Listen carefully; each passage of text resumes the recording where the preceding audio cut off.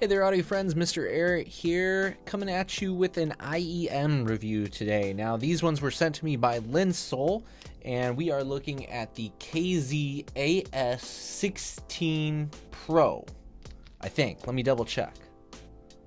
Yes, AS16 Pro, okay? Comes in a little box like this, right? Nothing too fancy there. There's no real cases or anything.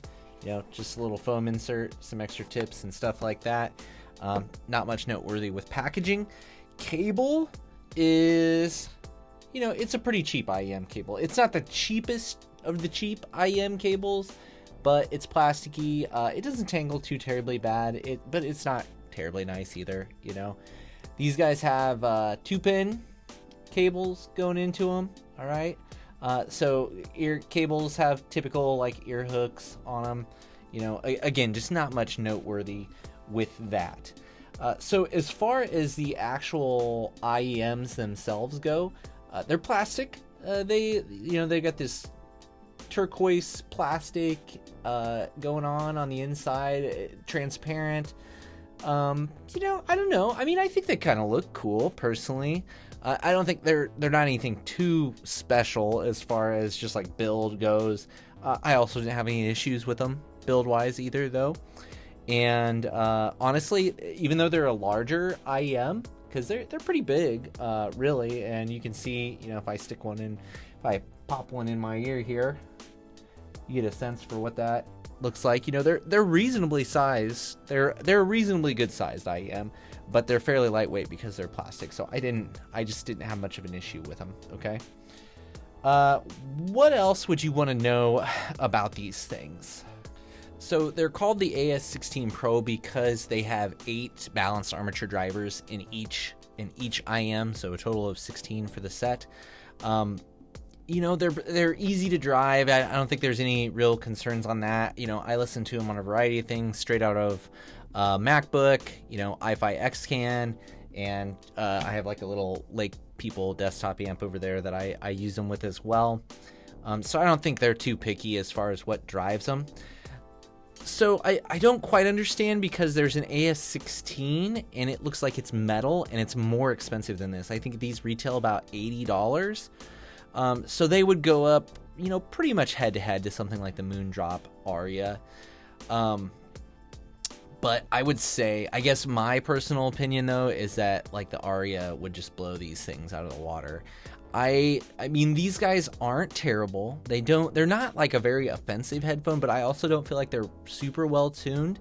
They're definitely like a thicker, warmer sounding, but because of the balanced armatures, they're also like a little bit dry, but very rolled off on the top end is probably my biggest complaint about them. And just the vocal timbre doesn't come off super natural to me. Like I said, there's just, it's an odd sound because it's such a thick leaning IEM, but then it's also kind of dry too. So which usually when something's kind of thick, it's a little more lush, a little wetter, a little bit more liquid, but not these guys. It's like a thick, dry sound to them.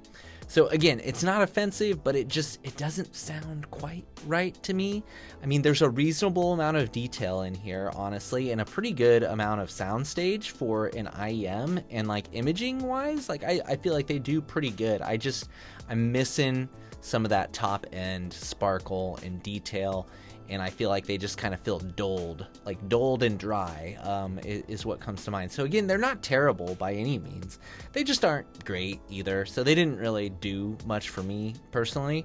I'll go ahead and I'll drop links down below for these guys, for Linsol, if you want to check them out. Again, they sent them to me, so you know they're not asking for them back, and they obviously didn't influence my review in any way because I'm not saying too great things about them, but just FYI about all that stuff.